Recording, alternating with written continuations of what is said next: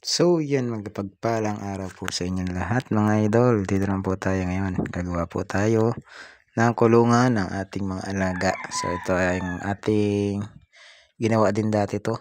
Kung naalala niyo to, yung una, 2023. Ginawa natin itong kulungan ng ating alagang musang. So, ito po yun. Aking nirecycle lang ulit at ating ginawa ulit. So galing po ito sa kabila nating area ng panahon na may musang pa tayong alaga. Sino pong nakapanood? Nakaalala ng musang nating alaga or alamid sa Tagalog, no? So ito po ay ating na-recycle para atin namang gawing kulungan ng panibago nating mga alaga, mga idol. Ang ginawa ko muna dito, niyasak ko muna at para mapantay yung pagkabaliko-baliko ng mga screen. Ayan, no? Dahil medyo na marami na rin ang sira nito mga idol. So ating ikakat na lamang yan and then gagawin nating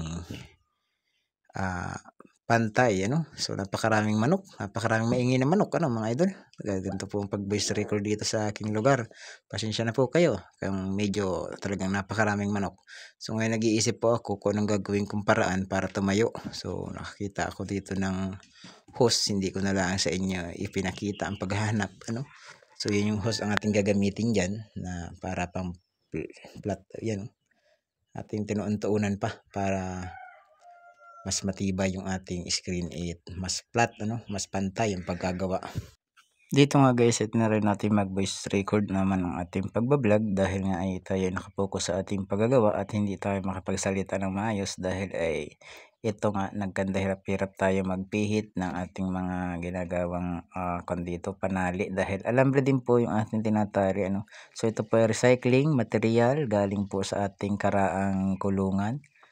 Inayos lang po ulit, ginawa po ulit na kulungan natin. So nilagyan natin ng stick sa gilid para siya ay tumayo at tumibay, So mamaya to guys, hindi ipapakita ko din sa inyo siguro kung mabuo natin agad to, panoorin po ninyo hanggang sa matapos yung ating video guys para naman meron tayong videos na upload ngayon. Ito muna ang ating ginawa dahil wala po tayong napuntahan pag-vlog dahil ay wala pa po tayong mga pang-ayuda. So ginawa ko muna yung aking mga alaga ay gawan sila ng mga panibagong kulungan, mas maganda at mas komportable sila, Ayan, ganyan po talaga tayo pag mga pet lover po dyan or mga animal lover, yan.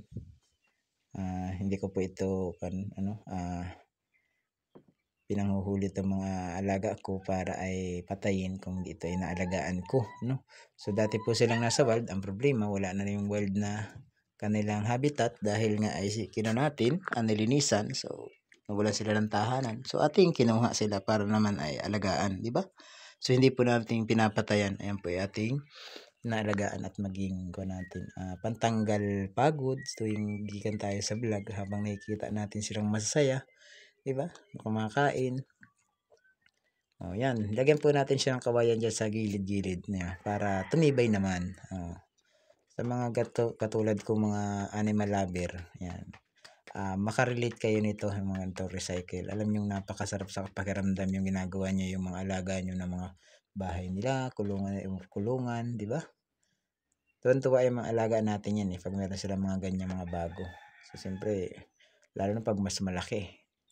Wala po kasi akong pang-budget na pambili ng screen. Mahal kasi po ang screen na to, more than 280 ata ang meter nito. So mahal-mahal din to. Siguro itong ating ginawa more than 3 to 4 meter, yung ating ginawang screen na to. So yun yung ating lakihan ng kanilang bahay na panibago, So maraming salamat po pa rin sa patuloy niyo suporta dahil sa mga katulad niyo na appreciate natin na tuloy-tuloy tayo makapag-upload kahit wala tayong mga vlog na charity. So ito muna, lifestyle, ito yung ating buhay ngayong araw. Ito yung ating pinagkakaabalahan pag wala tayong vlog, isa to sa ating pinagkakaabalahan. Yan mga idol. Ito na pala guys yung ating nabubuo ngayon doon sa ating kulungan. So nilalagyan ko na ng net. Yan to yung mga nasira na part ng screen.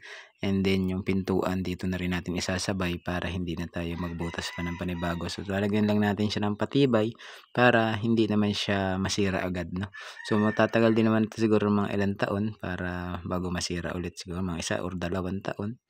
Kaya siguro niya. Kasi ito, yung paggawin natin, almost nag-happy 3 years siya, no, nang simulaan ng ating gawin. So pinagkulungan po ito ng ating alagang malaking ibon, yung kalaw na pinaamo din natin na 2.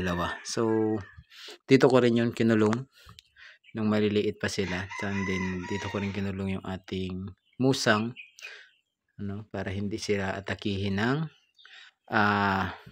kanilang predator tulad ng pusa or di kaya ahas, di ba?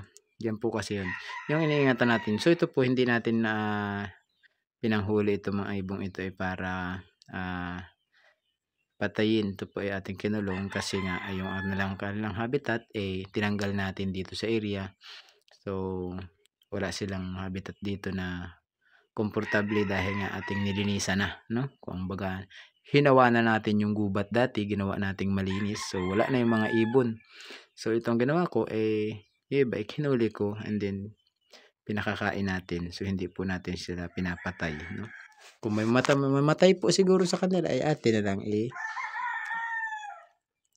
kukuan sila, ililibing, ano? So yan po, no? Baka po sabihin na naman kasi nung iba kinulong na naman natin yung mga ibon, hindi na lang sila pinalaya. Sabihin ng iba ay dapat malaya sila. So para po sa mga kapwa ko animal lover katulad nito, bird lover, no? So nakakaget sila sa aking sinasabi, no? So yung mga iba manood na lang muna kayo mga idol, no? Kung hindi nyo gusto yung aking video na ganito pasintabi muna po sa inyo, no? Kung ito muna ang ating in-upload today dahil nga ay wala tayong lakad, kaya ating pinagawa ng kulungan yung ating mga alaga, no? Ano? Yan po yung ating mission, no? Siyempre hindi lang naman po yung iba nga ang mga aso pinapaliguan, tinatali, di ba? Dapat malaya. So ganun din po ito ating pong iningatan. So yun mga idol, na maraming salamat. So hanggang dito na lang po yung ating video for today. At sa lahat ng mga nanood, thank you, God bless. At sa mga ayaw po ng ganitong content, I really sorry po sa inyo. Kaya ito po ay makakagets yung mga kapwa ko bird lover. So I love you all and God bless every day. Bye bye.